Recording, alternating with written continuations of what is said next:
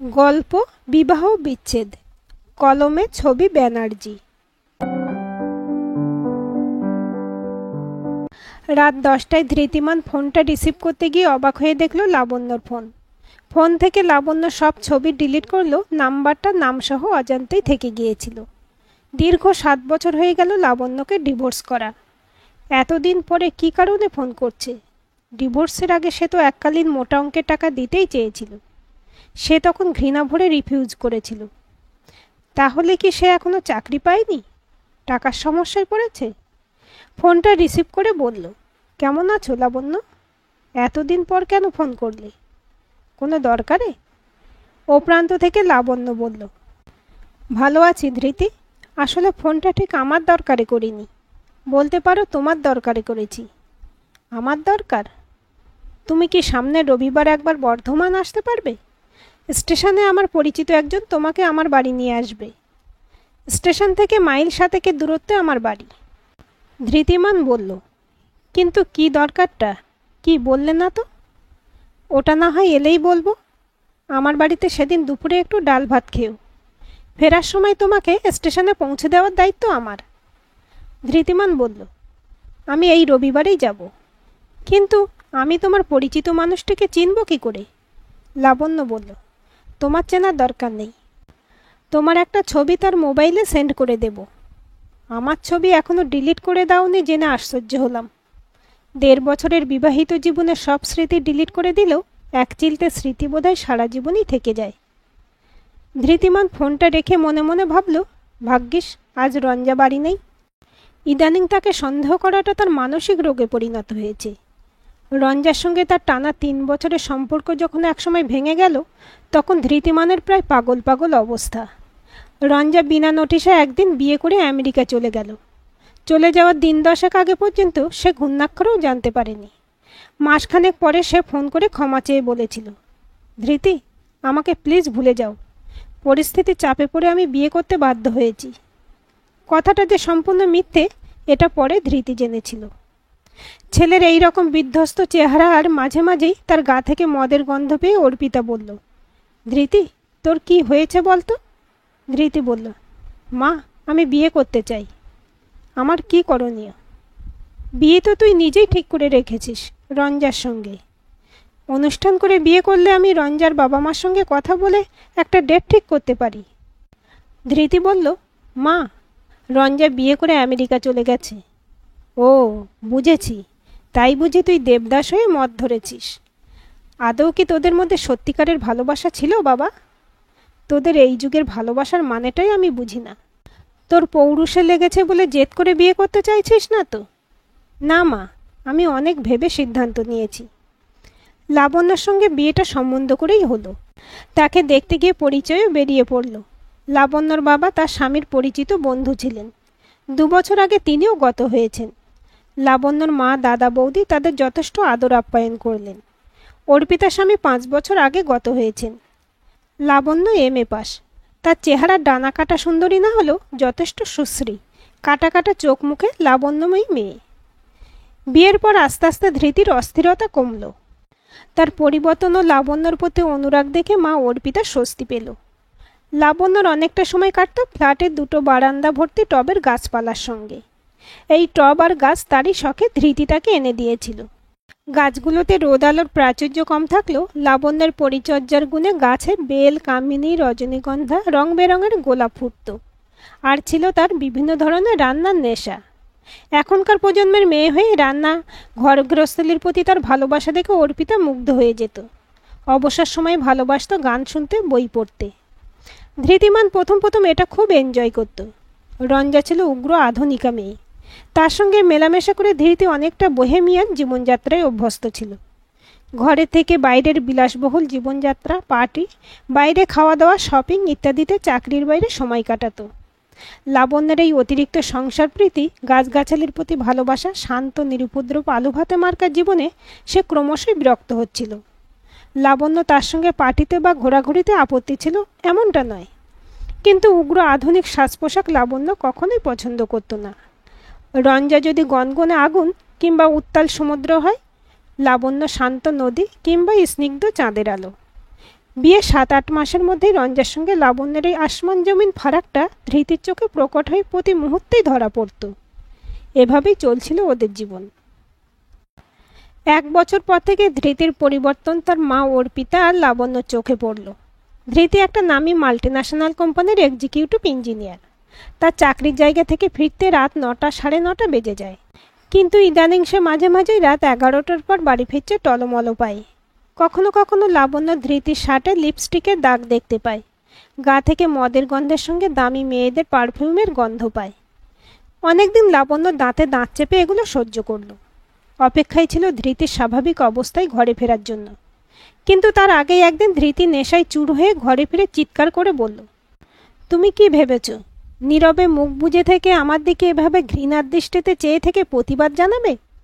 লাবণ্য শান্ত গলায় বলল, তোমার সঙ্গে আমার কথা আছে ধৃতি, কিন্তু এই অবস্থায় আমি একটাও কথা বলবো না। আলবৎ বলবে। আমি ঠিক আছি, বলো তোমার কি বলার আছে। ছেলের চিৎকার কানে যেতে অর্পিতা ঘর থেকে বেরিয়ে এসে কঠিন গলায় বলল, ধৃতি তুই কি বলতে চাস আমাকে বল। মা তুমি ঘরে যাও, তুমি আমাদের পার্সোনাল ব্যাপারে নাক গলিও না। লাবণ্যর ব্যাপারে আমার দায়বদ্ধতা আছে। তুই কি চাস পরিষ্কার করে বল। তোর পরিবর্তন আমিও লক্ষ্য করেছি। মা, লাবণ্যর মতো গৃহস্থলী মার্কা মেয়ের সঙ্গে আমি সম্পর্ক রাখতে পারবো না। তাহলে তুই বিয়ে করলি কেন? আমি ভেবেছিলাম লাবণ্য আধুনিক যুগের আধুনিক মনস্ক মেয়ে। আমি একটা রেসপেক্টেবল পোস্টে চাকরি করি। স্ট্যাটাস বজায় রাখতে আমাকে পার্টিতে যেতে হয়, ড্রিঙ্ক করতে হয়। লাবণ্য এসব পছন্দ করে না। অর্পিতা বলল, ও প্রতিদিন মাতাল হয়ে ঘরে ফেরার নাম বুঝি তো চাকরির স্ট্যাটাস? শরীর দেখানো পোশাক পরার নাম আধুনিকতা? এগুলো তোর অজুহাত ধৃতি। এবার আসল কথাটা বল। মা, রঞ্জা ডিভোর্স নিয়ে এদেশে ফিরে এসেছে। তার স্বামী ওর সঙ্গে বিশ্বাসঘাতকতা করেছে। তার বহু মেয়ের সঙ্গে সম্পর্ক। আমাকে ছেড়ে গিয়ে ও খুব অনুতপ্ত মা। আমি ওকে বিয়ে করতে চাই। অর্পিতা বলল, এটাই তোর আসল কথা। তাহলে তুই লাবণ্যর সঙ্গে বিশ্বাসঘাতকতা করছিস না বলছিস। আসল কথা কিন্তু এটা নয় ধৃতি। রঞ্জা ধূমকেতুর মতো ডিভোর্স নিয়ে দেশে না ফিরলে তুই ঠিকই লাবণ্যকে ভালোবাসতিস। আমি লাবণ্যর প্রতি তোর ভালোবাসা নিজে দেখেছি। ওর সঙ্গে দ্বিতীয়বার মেলামেশা করে তার সঙ্গে খুঁজে খুঁজে ফারাকটা বের করে অজুহাত তৈরি করছিস। ধৃতি বলল, বুঝে দেখো মা, আমি লাবণ্যর সঙ্গে জোর করে সম্পর্ক টিকে রাখলেই বিশ্বাসঘাতকতা করতাম। বিশ্বাস করো মা, আমি রঞ্জাকে ভুলতে পারিনি। লাবণ্য বলল, ধৃতি আমি তোমাকে মিউচুয়াল ডিভোর্স দেব। গত 6 মাস ধরে তুমি রঞ্জার সঙ্গে নতুন করে সম্পর্কে জড়িয়েছিলেই যদি, তাহলে এত দেরি করলে কেন বলতে? ধৃতি বলল, আমাকে ক্ষমা করো লাবণ্য। আমি তোমাকে মোটা অঙ্কের টাকা দিতে চাই। ধন্যবাদ ধৃতি, আমার টাকার দরকার নেই। রঞ্জাকে বিয়ে করার পর মা মোটামুটি আক্ষরিক অর্থেই নিজেকে ঘরবন্দি করল। রঞ্জা রান্না বা সংসারের কোনো কাজের ধারে কাছে যেত না। সে দেশে ফিরে একটা কোম্পানির চাকরি জুটিয়ে নিয়েছিল। ঘর দেখবার তার সময়ও ছিল না। কাজের মাসে রান্নার মাসে সংসার দেখত। লাবণ্য টবের ফুল গাছগুলো যত্ন পরিচর্যার অভাবে শুকিয়ে গেল। বিয়ের 1 বছরের মাথায় রঞ্জা কনসিভ করল। ধৃতির সঙ্গে প্রবল ঝগড়াঝাটির সময় একথা অর্পিতার কানে গেল। রঞ্জার উত্তপ্ত চিৎকার শোনা যাচ্ছিল, আমার পরিষ্কার কথা, আমি এত তাড়াতাড়ি বাচ্চা নেব না। এখনো জীবনটা ভোগই করলাম না। এর মধ্যে ফিগার নষ্ট করে কি করে ভাবলে তুমি আমি বাচ্চা ক্যারি করব? ধৃতি বলল, 1 বছর তারও আগে 3.5 বছর যথেষ্ট জীবন ভোগ করেছো তুমি। আমি আবারও বলছি, এ বাচ্চা নষ্ট করো না। তোমার পাল্লায় পড়ে জীবন ভোগ করার নামে উচ্ছৃঙ্খল জীবন তোমার সঙ্গে আমিও অভ্যস্ত হয়ে পড়েছি। এবার থামা এবং থিতু হওয়ার দরকার। রঞ্জা সোনার মেয়েই ছিল না। সে নার্সিংহোম থেকে অ্যাবর্শন করে এলো। ঠিক তার 2 দিন পর মা বাড়ি ছেড়ে চলে গেল একটা চিঠি লিখে রেখে।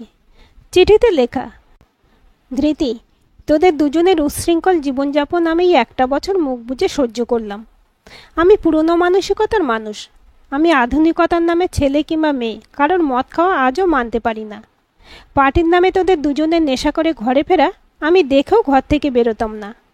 নিত্যদিনে ঝগড়াঝাটি অশান্তি আমি আর সহ্য করতে পারলাম না। বাচ্চাটা রঞ্জা নষ্ট করে এলো, সেটাও দেখলাম। আমি একটু শান্তির খোঁজে শান্তিকুঞ্জ বলে একটা জায়গায় চলে গেলাম। আমাকে বৃথা খোঁজার চেষ্টা করিস না।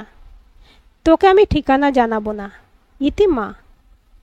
ধৃতিমান মায়ের চিঠি পড়ে প্রথমে স্তব্ধ হয়ে গেছিল। রঞ্জা বাচ্চাটা অ্যাবর্শন না করলে মা হয়তো এভাবে চলে যেত না। একটা ছোট্ট বাচ্চা সংসারের অনেক কিছু জোড়া লাগাতে পারে। তার রঞ্জার বহির্মুখী মনকে ঘরমুখী করতে পারত একটা শিশুর আগমন। মাকে খোঁজার জন্য সে কলকাতার আশেপাশে সব বৃদ্ধাশ্রমে গরু খোঁজা করে খুঁজেছিল। শান্তিকুঞ্জ নামে একটা বৃদ্ধাশ্রমের খোঁজও পেয়েছিল। সেখানে 3 জন অর্পিতা নামের মহিলা ছিলেন। কারোর টাইটেল অর্পিতা সেন নয়। তবু খড়কুটো আঁকড়ানোর মতোই 3টে মহিলার ঘরে গিয়ে হতাশ হতে হলো। এখানেও তার মা নেই। মা চলে যাওয়ার পরে এই অগোছালো ফ্ল্যাটটাকে তার এখন রাত্রিবাসের হোটেল মনে হতো। লাবণ্যর সঙ্গে বিয়ের আগে পর্যন্ত মা কনক মাসি বলে দীর্ঘদিনের একটা সবসময়ের মাসির সাহায্যে নিজের ছেলের পছন্দ রান্না করত। লাবণ্য এসে রান্নার দায়িত্বটা হাসিমুখে নিজে নিয়েছিল। আজ মনে হয় রঞ্জা যদি ছুটি ছাটার দিনে এক একটা পদ নিজে হাতে রান্না করত, যত্ন করে খাবারটা বেড়ে দিয়ে যদি বলতো, খাবার ঠান্ডা হয়ে যাচ্ছে, খেতে এসো, অসময়ে চা চেয়ে স্ত্রীর ছদ্ম বিরক্তি ভরা মুখটা দেখতে পেত।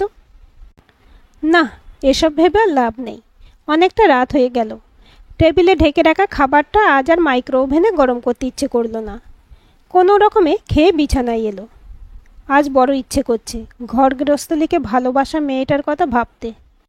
তার যত্নে লাগানো শুকিয়ে যাওয়া ফুলের গাছগুলো ফেলে দিয়ে নতুন করে রং বেরঙের ফুল গাছ এনে আবার ফুল ফোটাতে বড় ইচ্ছে করছে। কল্পনা করতে ইচ্ছে করছে লাবণ্য আজও বিয়ে করেনি। তার গভীর টলটলে দু চোখে ভালোবাসার ছায়া ধরে রেখেছে শুধু তারই জন্য। তার বুকের ভিতর মায়াবী নদীটা একলা নিঃসঙ্গ বয়ে চলেছে কারো প্রতীক্ষা না করেই। ছি ছি, এসব কি আকাশকুসুম কল্পনা করছে সে? তার নিজের দরকারে লাবণ্য তাকে ডেকেছে, এটাই বাস্তব। রবিবার ধৃতি বেলা 12টায় বর্ধমান স্টেশনে নামল। একটা সুদর্শন সুবেশ দীর্ঘদেহী যুবক এগিয়ে এসে নমস্কার করে স্মিত হেসে বলল, আমি জয়ব্রত বসু। আপনি নিশ্চয়ই ধৃতিমান সেন? আসুন, আমি আপনার জন্যই অপেক্ষা করছি। মিনিট 20 মধ্যেই গাড়িটা একটা সুন্দর একতলা বাড়ির বড় গেটের মধ্যে ঢুকল। বাড়ির মধ্যে একপাশে সাজানো মরশুমি ফুলের বাগানে ফুলে ফুলে আলো হয়ে আছে। বাগানটায় যত্ন পরিচর্যার ছাপ স্পষ্ট। ধৃতি বলল, বাহ, ভারী সুন্দর বাগান তো। জয়ব্রতবাবু বললেন, সবটাই লাবণ্যের শখ। একটা মালি থাকলেও সে নিজে হাতে বাগানের পরিচর্যা করে। আমি গাড়িটা গ্যারেজ করে আসছি, আপনি যান। লাবণ্য আপনার অপেক্ষায় আছে। ভদ্রলোকের মুখে লাবণ্যর নাম শুনে ধৃতি একটু অবাক হলো। ইনি কেমন পরিচিত মানুষ যে অবলীলায় লাবণ্যর নাম ধরে ডাকে। লাবণ্য বলল, এসো ধৃতি, তোমাকে অনেক কষ্ট দিলাম। জয়ব্রতকে দেখিয়ে বলল, আশা করি আমার পরিচিত মানুষটির সঙ্গে পরিচয় হয়েছে। জয়ব্রত বলল, হ্যাঁ, পরিচয় হয়েছে, কিন্তু তোমার সঙ্গে সম্পর্কের কথা জানেন না বোধহয়। লাবণ্য বলল, ধৃতি, জয়ব্রত আমার স্বামী। ও বর্ধমান কলেজের অধ্যাপক। আমি বাড়ি থেকে 5 মিনিটের হাঁটা পথে একটা উচ্চ মাধ্যমিক স্কুলে চাকরি করি। আর ওর হাত ধরে যে দাঁড়িয়ে আছে অবাক হয়ে দেখছে, সে আমাদের একমাত্র ছেলে সত্যব্রত। ওকে আমরা আদর করে ব্রতী বলে ডাকি।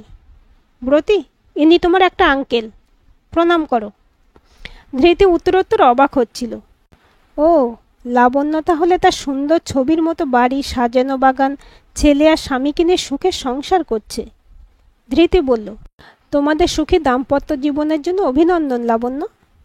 তুমি এটা দেখাবে বলেই কি আমাকে ডেকেছিলে?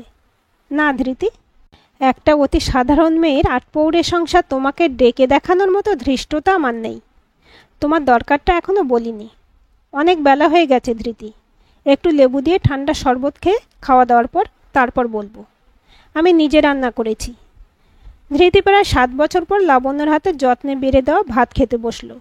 খেতে বসে বলল, এত বছর পরেও আমার পছন্দের পদ না ভোলার জন্য তোমাকে ধন্যবাদ লাবণ্য। লাবণ্য বলল, তোমাকে তো আগেই বলেছিলাম, কিছু টুকরো স্মৃতি সারা জীবন মনের কোণে থেকেই যায়। ওটাকে ইচ্ছে করলেও ডিলিট করা যায় না। তবে ইলিশের মাথা দিয়ে কচু শাক, ইলিশ ভাজা, ইলিশ ভাপা, পনিরের ডালনা, ঘন মুগের ডাল, ঝুড়ো আলু ভাজা, শুধু পনিরটা বাদ দিয়ে এসব আমার স্বামীরও ভারী পছন্দের খাবার। আমার স্বামী ইলিশের টক ভালোবাসে, ওর জন্য ইলিশের টকও করেছি। খাওয়া দাওয়ার পর লাবণ্য বলল, ধৃতি, এবার পাশের ঘরে এসো, দরকারটা ওখানেই জানতে পারবে। ঘরে এসে ধৃতি অবাক হয়ে বলল, মা, তুমি এখানে? অর্পিতা বলল, তুই বাড়ি ঢোকার সময় সাদা মার্বেল পাথরে বাড়ির নেম প্লেটটা লক্ষ্য করিসনি? লাবণ্য বলল, এই বাড়িটার নাম শান্তিকুঞ্জ। আমার শাশুড়ি মার নাম ছিল শান্তি। উনি 1.5 বছর হলো প্রয়াত। ধৃতি বলল, লাবণ্য, তুমি খবরটা আমাকে জানাতে পারতে। অর্পিতা বলল, আমি তাকে নিষেধ করেছিলাম। তোকে জানাবে না এই সত্ত্বে লাবণ্যের সংসারে আমি থাকতে রাজি হয়েছিলাম। ডিভোর্সের পর ফোনে লাবণ্যের সঙ্গে আমার যোগাযোগ ছিল। তাকে আমি বলেছিলাম আমাকে একটা বৃদ্ধাশ্রমের খোঁজ দিতে। লাবণ্য বলেছিল, মা, তুমি আমাদের বাড়ি শান্তিকুঞ্জে চলে এসো। আমার জীবনে আমার 3 জন মা, একজন গর্ভধারিণী মা, একজন শাশুড়ি মা, আর একজন তুমি। অর্পিতা বলল, আজও আমি তোকে জানাতাম না। এখানে আসার আগে আমি আমার নিজস্ব সব গয়না আর কিছু সঞ্চয়ের কাগজ সঙ্গে এনেছিলাম। ওগুলো আমার একমাত্র উত্তরাধিকারী আমার নাতির হাতে তুলে দিতে চেয়েছিলাম, কিন্তু লাবণ্য দিতে দেয়নি। সে বলেছে, মা, তুমি আমার মা, এই পরিচয়টা শুধু আমি মাথায় রাখব। কিন্তু আমার ছেলেকে তোমার উত্তরাধিকার বলে আমার স্বামী জয়ব্রতকে অপমান করা হবে। আমার ছেলে তার বাবা জয়ব্রতের সব কিছু ন্যায্য উত্তরাধিকার। তোমার উত্তরাধিকার তোমার একমাত্র ছেলে ধৃতি। মা যে পালন করে সেই প্রকৃত অর্থে যোগ্য পিতা হয়। মা যখন সন্তানকে তার বাবার সঙ্গে পরিচয় করিয়ে দেয়, সন্তান তখনই জানতে পারে তার বাবাকে। আমি আমার সন্তানকে জয়ব্রতকে বাবা বলে পরিচয় করিয়েছি, তাকে বাবা বলে ডাকতে শিখিয়েছি। আমি মনে প্রাণে বিশ্বাস করি আমার সন্তানের যোগ্য আদর্শ বাবা জয়ব্রত। অর্পিতা বলল, আমি অন্তর দিয়ে অনুভব করলাম লাবণ্যর কথা অক্ষরে অক্ষরে সত্যি। সে ডিভোর্সের সময় 3 মাসের অন্তঃসত্ত্বা ছিল। 4 মাসের সন্তান নিয়ে স্কুলে চাকরিতে এখানে জয়েন করে। জয়ব্রতের সঙ্গে সেই সময় তার পরিচয় ও ভালোবাসা। শান্তিদেবী দেবীর মতো মানুষ ছিলেন। ছেলের ভালোবাসা তিনি সানন্দে মেনে নেন। শান্তিদেবী মারা যাওয়ার পর লাবণ্য ক্রমাগত আমাকে তাগাদা দিত এই গয়না সঞ্চিত কাগজপত্র তোর হাতে তুলে দেওয়ার জন্য। সে নিজে মা হয়ে হয়তো অনুভব করত মা ও সন্তানের নারীর টান, তাই বহুদিন ধরে চেয়েছিল মায়ের সঙ্গে ছেলের দেখা হোক। লাবণ্য বলল, ধৃতি, মা তোমার সঙ্গে হয়তো ফিরে যেতে চাইবেন না, কিন্তু আমি তোমাকে কথা দিচ্ছি মাকে জয়ব্রত আর আমি ভালোবাসায় মুড়িয়ে রাখব। তুমি তো এই বাড়ির ঠিকানা জানলে, তুমি মাঝে মাঝে মাকে এসে দেখে যেতে পারো। আমার স্বামী উদার প্রকৃতির মানুষ, তার অনুমতি না নিয়েই আমি এক কথাটা বলার সাহস রাখি। ধৃতি বলল, অনেক ধন্যবাদ লাবণ্য, আমি সারা জীবন তোমার কাছে কৃতজ্ঞ থাকব। মনে মনে বলল, লাবণ্য, আমার সন্তান আর মা, এই দুজন প্রাণের অধিক প্রিয়জন তোমার কাছে গচ্ছিত থাকলো। সন্তানের ছোঁয়া পেতে আর মাকে দেখতে তুমি অনুমতি না দিলে আমার সাধ্য ছিল না আসার। আজ স্বীকার করছি আমি। লাবণ্য, তুমি একজন সত্যিই রত্নসমা নারী। আমার শ্রান্ত ক্লান্ত জীবনে তোমার শীতল ছায় না হয় দুদণ্ডের জন্য জুড়িয়ে যাবে, এটাই না হয় আমার বাকি জীবনে প্রাপ্তি ও শাস্তি হোক লাবণ্য। আজকের এই গল্পটি আপনাদের কেমন লাগলো কমেন্ট করে জানাবেন। ভালো লাগলে অবশ্যই একটা লাইক দেবেন আর চ্যানেলটি সাবস্ক্রাইব করে সাথে থাকবেন।